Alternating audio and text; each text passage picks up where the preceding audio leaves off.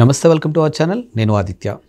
జగన్మోహన్ రెడ్డి అనాలోచిత కారణాల వల్ల, అనాలోచిత డెసిషన్స్ వల్ల దాదాపుగా ఉద్యోగులు అలాగే విద్యార్థులు చాలా సఫర్ అయ్యారంటూ ఒక వార్త అయితే వినిపిస్తుంది. మరి ఇప్పుడు ఉద్యోగులకి సంబంధించి దాదాపుగా సంవత్సరానికి సరిపడా సంవత్సరం ఉన్నటువంటి జీతాలన్నీ ఒకేసారి రిలీజ్ చేయబోతున్నట్లు చంద్రబాబు నాయుడు ఒక డెసిషన్ తీసుకున్నట్టు ఒక వార్త అయితే వినిపిస్తుంది. మరి ఈ అంశం గురించి మాట్లాడడానికి ప్రస్తుతానికి మనతో పాటు స్టూడియోలో ఉన్నారు ప్రముఖ political analyst and senior journalist CS Rao garu. సార్ని అడిగి తెలుసుకుందాం. సార్ నమస్కారం. సార్ నమస్తే.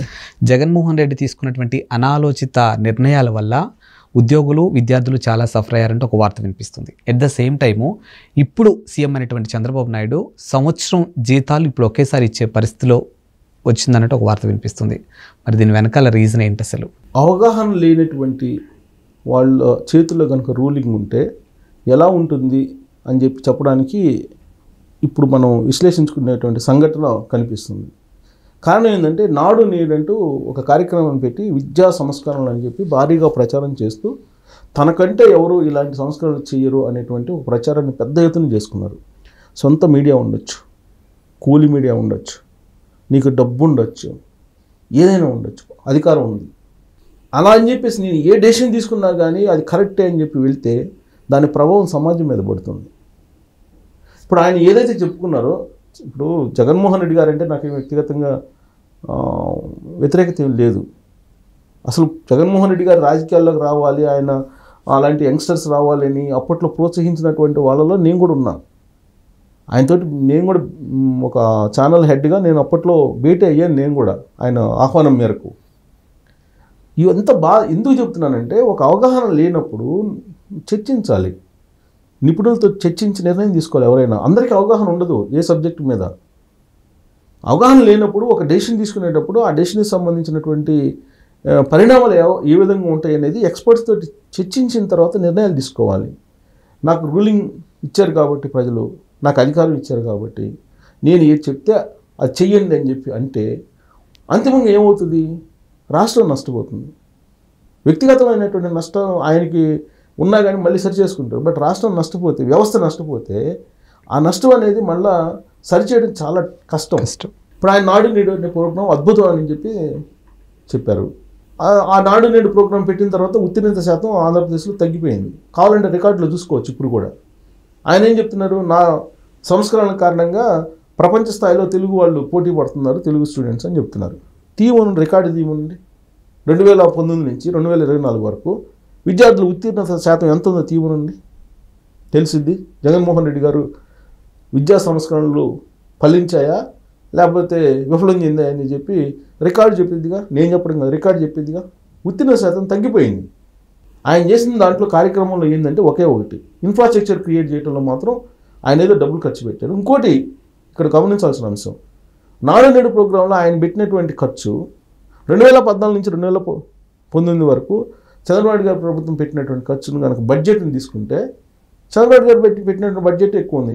విద్యాశాఖకి బడ్జెట్లో తక్కువ పెట్టారు, ఉత్తీర్ణ శాతం తక్కువ ఉంది.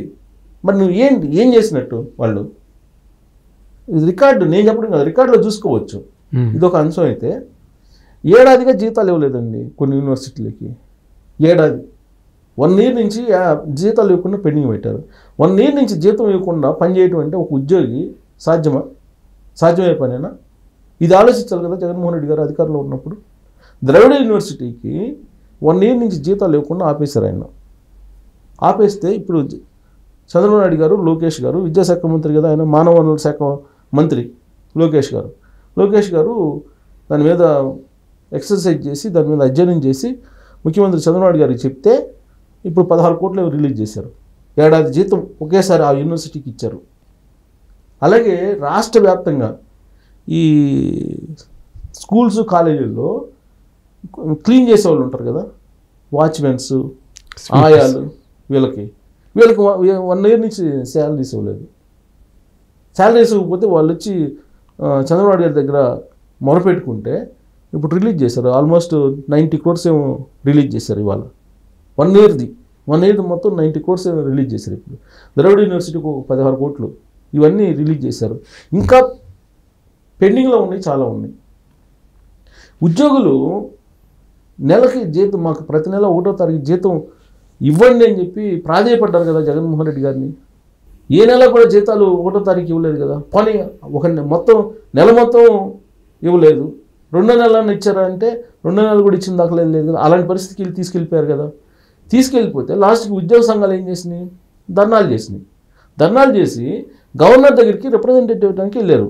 ఆంధ్రప్రదేశ్ ఉద్యోగుల సంఘం వెళ్ళి గవర్నర్ దగ్గరికి వెళ్ళి గవర్నర్ దగ్గర ఒక మెమరాండం ఇచ్చారు. మాకు ఏం అవసరం లేదు, 1వ తారీఖు జీతాలు ఇప్పించండి మహాప్రభు అని చెప్పి వెళ్ళారు. వెళ్తే వాళ్ళ బాధను గమనించకుండా జగన్మోహన్ రెడ్డి గారు ఏం చేశారు, మీరు గవర్నర్ దగ్గరికి వెళ్ళి నా ప్రభుత్వం మీద మీరు నా మీద కంప్లైంట్ చేపిస్తారా అని చెప్పేసి వీళ్ళు కంప్లైంట్ చేసినటువంటి వాళ్ళ మీద కేసులు పెట్టించారు. కేసులు పెట్టించి వాళ్ళ ఉద్యోగం ఓడిబీకి వాళ్ళ మీద ఎంక్వైరీకి ఆదేశిస్తే ఆ సూర్యనారాయణ అనే అతను అసలు ఉద్యోగం లేకుండా చాలా రోజుల పాటు ఎస్కేప్ అయ్యారు. సో ఉద్యోగ సంఘాలు మాకు నెల నెల జీతాలు ఇప్పించండి అని అడిగితే ఆయన చేసిన పని అది. సిపిఎస్ అని రద్దు చేస్తానని చెప్పేసి అదంతా 15 రోజులు పని అని చెప్పేసి ఏం చేశారు అందరూ తెలుసు కదా. అదే చంద్రబాబు నాయుడు గారు ఇప్పుడు అధికారంలోకి వచ్చిన తర్వాత ఈ 3 నెలల్లో ఉద్యోగులకి 16 నుంచి 24% హెచ్ఆర్ఏ పెంచారు. ఉద్యోగులు ఏం అడగలా. మరి ఆయనేమో అడినట్టు సచివాలయ ఉద్యోగులకి 16 నుంచి 24% హెచ్ఆర్ఏ పెంచారు. ప్లస్ రాష్ట్రం విడిపోయిన తర్వాత ఉద్యోగులకి ఇచ్చిన బెనిఫిట్స్ చంద్రబాబు నాయుడు గారు తెలంగాణ ఉద్యోగులకి ఎంత ఇస్తే ఫిట్మెంట్ అంత ఇచ్చారు. ఇక్కడ నుంచి హైదరాబాద్ నుంచి అక్కడికి వెళ్ళి పనిచేయడానికి ఫ్రీ ట్రావెల్ ఇచ్చారు వాళ్ళకి. తర్వాత 5 రోజులు వర్కింగ్ డేస్ వాళ్ళకి, ఇప్పుడు కూడా 5 రోజులు వర్కింగ్ డే. యాక్చువల్గా ఫస్ట్ 5 ఇయర్సే ఆయన అనౌన్స్ చేసింది. దాన్ని 5 కాస్త 2019లో జగన్మోహన్ రెడ్డి గారు వచ్చిన తర్వాత ఇంకో 5 చేశారు. ఇప్పుడు మళ్ళీ ఇంకో 5 చేశారు చంద్రబాబు నాయుడు గారు వచ్చి. వాళ్ళకి అక్కడ ఫ్రీ ఫుడ్, వసతి ఫ్రీ, డబుల్ హెచ్ఆర్ఏ, ఇన్ని బెనిఫిట్స్ ప్లస్ ప్రత్యేక రైలు, ప్రత్యేక బస్సులు ఇక్కడ నుంచి హైదరాబాద్ నుంచి వాళ్ళకి వెళ్ళటానికి ఇన్ని బెనిఫిట్స్ ఉద్యోగులకు ఇవ్వడంతో పాటు ఇవాళ 1వ తారీఖు జీతం తీసుకుంటున్నారు కదా గత 3 నెలల నుంచి. అంతకుముందు 1వ తారీఖు ఇప్పుడు ఉద్యోగులు జీతాలు తీసుకోలేదని వాళ్ళే చెప్పారు కదా. 1వ తారీఖు జీతాలు ఇచ్చారు. ప్లస్ పెండింగ్ బకాయిలు ఏదైతే ఉన్నాయో ఆ బకాయిల్ని 7 బకాయిల్ని వీళ్ళు తీర్చారు. అయితే ఉద్యోగులు మొత్తానికి ఇంకా బకాయిలు ఉన్నాయి. ఆ రోజున జగన్మోహన్ రెడ్డి గారు అధికారంలో ఉన్నప్పుడు ఇవ్వాల్సినటువంటి బకాయిలు దాదాపు 20,000 కోట్లే ఉన్నాయి అంటున్నారు.